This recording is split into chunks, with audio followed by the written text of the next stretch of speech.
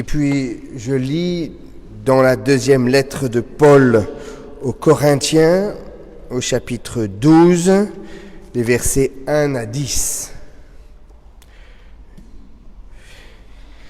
Il faut donc que je fasse le fier. Bien que ce ne soit pas utile, je parlerai maintenant des visions et des révélations que le Seigneur m'a accordées. Je connais un homme qui, il y a 14 ans, fut enlevé jusqu'au plus haut des cieux. Je ne sais pas s'il fut réellement enlevé ou s'il eut une vision, Dieu le sait. Oui, je sais que cet homme fut enlevé jusqu'au paradis. Encore une fois, je ne sais pas s'il fut réellement enlevé ou s'il eut une vision, Dieu le sait. Et là, il entendit des paroles inexprimables qu'il n'est pas permis à aucun être humain de répéter. Je pourrais mettre ma fierté dans cet homme, mais quant à moi, je ne tirerai ma fierté de rien, sinon de mes faiblesses. Si je voulais faire le fier, ce ne serait pas excessif, car je dirais la vérité. Mais j'évite de le faire, car je ne veux pas qu'on ait de moi une opinion qui dépasserait ce que l'on me voit faire, ou ce que l'on m'entend dire, ou une opinion qui s'appuierait sur mes révélations extraordinaires. C'est pourquoi, afin que je ne sois pas enflé d'orgueil, une dure souffrance m'a été infligée dans mon corps, comme un messager de Satan destiné à me frapper et à m'empêcher d'être enflé d'orgueil. 3 fois, j'ai supplié le Seigneur de me délivrer de cette souffrance. Et il m'a répondu, « Ma grâce te suffit. Ma puissance s'accomplit au sein de la faiblesse. » Je préfère donc bien plutôt mettre ma fierté dans mes faiblesses, afin que la puissance du Christ fasse en moi sa demeure. C'est pourquoi je me réjouis des faiblesses, des insultes, des détresses, des persécutions et des angoisses que j'endure pour le Christ. Car lorsque je suis faible, c'est alors que je suis fort. Seigneur, ta parole, c'est la vérité, alors éclaire-nous par ta vérité. Amen.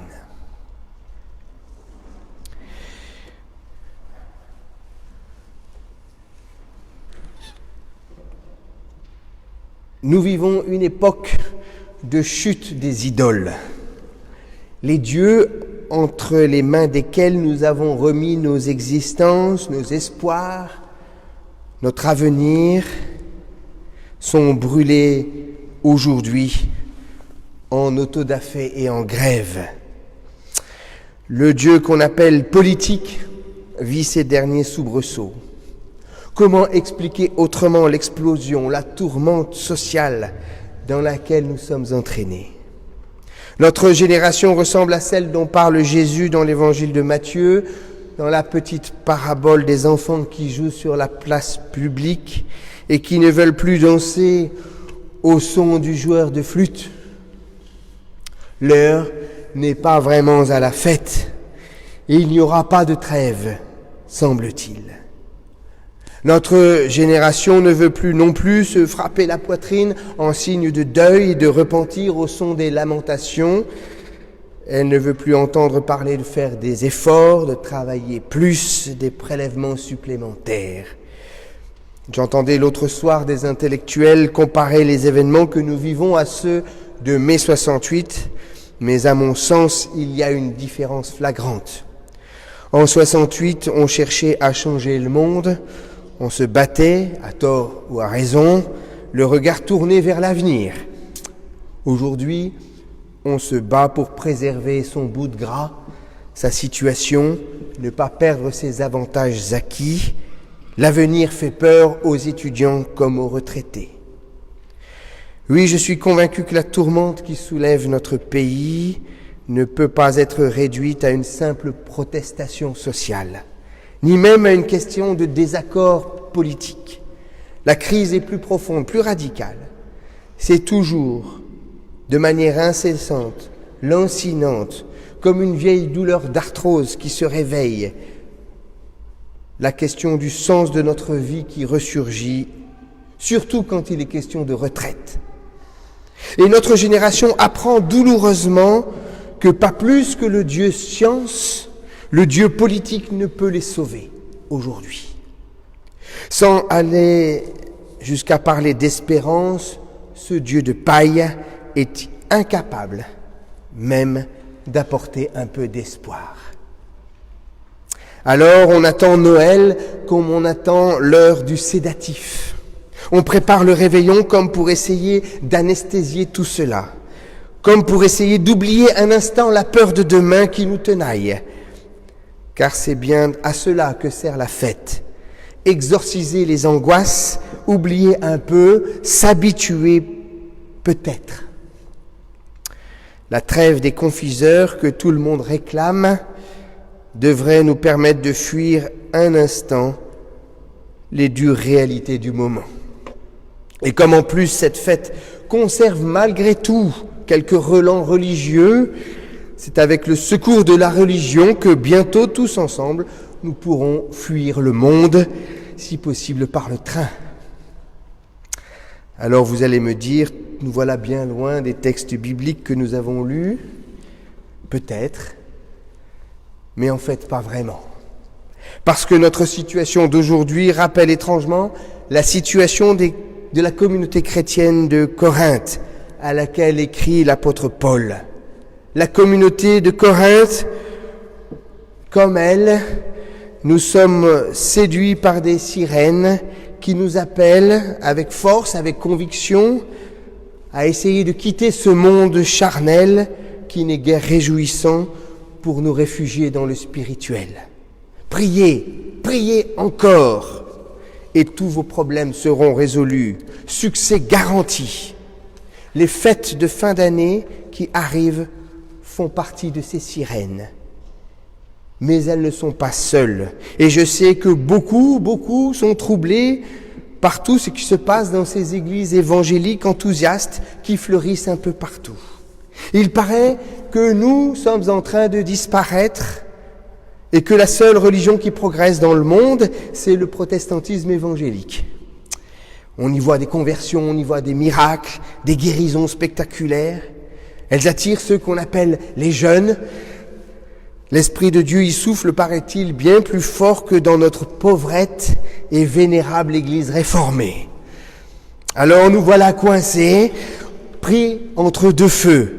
Allons-nous céder à la sinistrose ambiante, au désarroi général de cette génération qui n'a ni espoir ni espérance, qui ne sait plus ni qui elle est ni où elle va, qui ne sait plus à quel saint se vouer pour sortir de l'impasse et préserver sa retraite?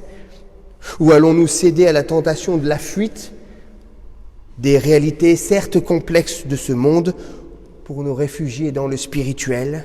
Fuir ce monde trop complexe, trop difficile à comprendre, pour aller chercher des explications simples, efficaces, là où l'on sait ce qui est bien, ce qui est mal, ce qui est bon, ce qui est mauvais pour vous. Oui, c'est vrai, nous sommes un peu coincés par un choix impossible à faire, un monde à vivre sans espérance ou une espérance sans monde pour y vivre.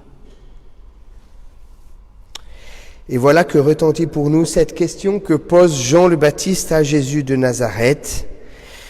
Es-tu celui qui doit venir ou devons-nous en attendre un autre? Oui, frères et sœurs, en ce dernier dimanche de l'Avent, temps de préparation à la naissance de celui que nous avons la faiblesse d'appeler le Christ, cette question retentit pour nous. Qui attendons-nous? Est-ce ce petit Jésus doux, sucré, qui naît au pied du sapin de Noël et qui aide pour un temps à faire passer la pilule amère d'une époque difficile à vivre? Ou est-ce ce Christ que l'on rencontre au plus haut des cieux, dans une expérience spirituelle proche de l'extase, comme le raconte l'apôtre Paul, cet homme qui fut enlevé jusqu'au paradis? Encore une fois, je ne sais s'il fut réellement enlevé ou si ce fut une vision. Dieu le sait. Et là, il entendit des paroles inexprimables qu'il n'est permis à aucun être humain de répéter. Jean le Baptiste, lui, attendait le royaume de Dieu. « Repentez-vous, disait-il, car le royaume des cieux s'est approché. » Et il attendait le juge de la fin des temps, des derniers jours, dont il faut craindre la colère. « Espèce de vipère, disait-il aux pharisiens et aux sadducéens, qui vous a appris à échapper à la colère qui vient ? Le juge eschatologique devant lequel il faut se repentir, s'abaisser. Montrez par des actes que vous avez changé de vie, disait-il. Tout arbre qui ne produit pas du bon fruit sera coupé, jeté au feu. Comme tous les prophètes, il attendait ce que l'on appelait le jour de Yahvé. Ce jour de fureur, un jour de détresse et d'angoisse, comme l'annonçait le petit prophète Sophonie, un jour de ruine et de désolation, d'obscurité profonde, un jour de nuées sombres et de nuages épais. Je cite là le prophète Sophonie. Jour terrible où Dieu vient en personne châtier les hommes. Jour terrible puisqu'on ne peut pas voir Dieu en personne sans mourir. Il est celui qui baptise d'Esprit Saint et de feu. Voilà celui que Jean-Baptiste attendait. Mais devant Jésus, voilà que Jean-Baptiste doute. Attention, ce n'est pas n'importe qui, ce Jean-Baptiste. Et Jésus lui-même le reconnaît et lui rend justice. N'allez pas croire que, parce que Jean-Baptiste doute, il n'est que roseau fragile, balayé par les vents contraires, écoutant la moindre bise pour suivre le dernier gourou à la mode. N'allez pas croire que parce qu'il doute, ce n'est qu'un opportuniste courtisan des palais du pouvoir. Non, Jean-Baptiste, dit Jésus, c'est un grand prophète, le plus grand, sans doute, porte-parole de Dieu. Plus qu'un prophète, le tout dernier des prophètes. Il est Élie qui doit revenir préparer la venue de Dieu lui-même, comme l'annonce Malachie, qui clôture le Premier Testament. J'enverrai mon messager pour m'ouvrir le chemin, le messager de l'alliance que vous attendez, le voici, il vient. Oui, ce Jésus qui vient est bien celui que tous les prophètes, depuis Ésaïe jusqu'à Malachie, en passant par Sophonie, avaient annoncé. Mais voilà, Jean-Baptiste est resté sur le seuil. Il appartient à l'ancienne alliance. Il doute de l'arrivée de la nouvelle. Heureux celui qui ne tombera pas à cause de moi, dit Jésus, et Jean-Baptiste est tombé. Il n'a pas cru en lui. Pourquoi résister ? Parce que ce Jésus vient et il est différent de celui qu'on attend. Il est autre, il est même le tout autre. Radicalement autre. Jean-Baptiste l'attendait glorieux, conquérant, juge des derniers jours. Il attendait des tremblements de terre, de l'obscurité, des raz-de-marée. Il attendait la justice, la rétribution. Il attendait la répartition des récompenses en fonction du bien et du mal. Jésus n'est pas tel qu'il l'attendait. Et nous pouvons être certains qu'il n'est pas tel que nous l'attendons. Ce Jésus qui vient n'est ni le Messie politique que beaucoup attendent encore sans oser se l'avouer, incorruptible et fort, amenant le pays sur le chemin de la croissance et du plein emploi, boutant les occupants. Il n'est pas non plus le Messie spirituel que l'on rencontre au paradis par une extase spirituelle, qui vous fait échapper de ce monde, qui nous fait oublier que nous avons un corps qui peut être malade, une famille qui peut être désunie, un pays qui peut être en mauvaise santé, une église où le Saint-Esprit souffle comme une brise légère et pas comme une tempête. Jésus leur répondit: allez raconter à Jean ce que vous entendez et ce que vous voyez. Et qu'ont-ils entendu les disciples de Jean ? Les aveugles retrouvent la vue, les boiteux marchent, les lépreux sont purifiés de leur lèpre, les sourds entendent, les morts ressuscitent et la bonne nouvelle est annoncée aux pauvres. Tout le ministère de Jésus est résumé dans ce santon du prophète Ésaïe. La bonne nouvelle est annoncée aux pauvres. C'est sur cette dernière partie que Matthieu insiste le plus. Allez rapporter à votre maître ce que vous avez entendu quand il enseignait sur la montagne. Aux disciples, heureux les pauvres en esprit, car le royaume des cieux est à eux. Il n'est pas question ici des fous, des imbéciles, quand on parle des pauvres en esprit, non. Il est question des gens normaux, comme vous, comme moi, de ces gens qui n'ont jamais rien vu d'extraordinaire, ni de mirifique, aucune extase spirituelle, aucune montée au 3e ciel, aucune parole inexprimable qui n'est pas permis de répéter. Inutile de chercher à fuir la glaise, le monde charnel, vers des hauteurs prétendument spirituelles. Le salut se passe ici, maintenant, pour des gens comme vous et moi, qui ne croient pas vraiment, qui ne se croient pas vraiment à la hauteur, qui se savent plus ou moins aveugles parce qu'ils ont du mal à comprendre la complexité du monde, parce qu'ils n'ont jamais vu Dieu face à face. Oui, le royaume de Dieu est offert et ouvert à tous les boiteux, à cause des épreuves de la vie qui laissent des traces, parfois profondes, et dont on ne sort jamais indemne. Le salut en Jésus-Christ est offert à tous ceux qui se sentent plus ou moins impurs, souillés par un fond de culpabilité, de compromission, parce qu'il leur est difficile, voire impossible de vivre dans ce monde en ayant les mains propres. Le Christ est venu dans ce monde pour tous ceux qui se savent sourds, prisonniers d'une vie tellement lourde à porter qu'il leur est impossible, difficile en tout cas, de s'ouvrir aux autres pour tout écouter.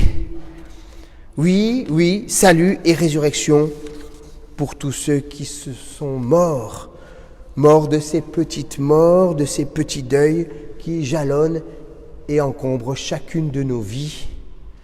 Tous ces petits cadavres dans le placard qui nous pourrissent l'existence plus ou moins. La table est prête pour tous ces petits-là que le Seigneur appelle et invite à manger avec lui. Le Fils de l'homme vient manger et boire avec les collecteurs d'impôts et les pécheurs, les impurs et les femmes de mauvaise vie. Manger avec Dieu à sa table. Difficile d'imaginer relation plus proche. Partout dans la Bible, partout, le sort des élus est représenté sous la forme d'un festin de noces, de commensalité avec Dieu, d'une communion de table, d'une sainte scène.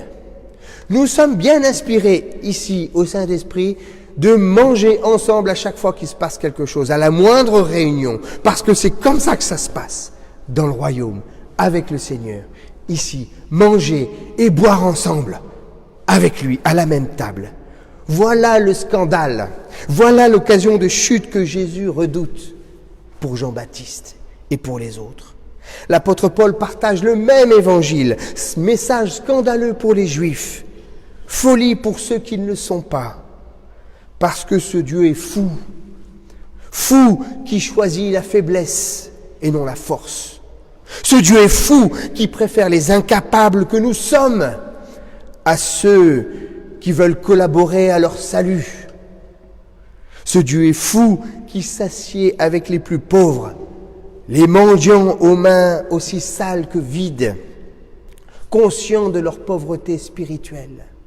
Il paraît que ce sont les dernières paroles de Martin Luther au moment de sa mort. En vérité, dit-il, nous ne sommes que des mendiants.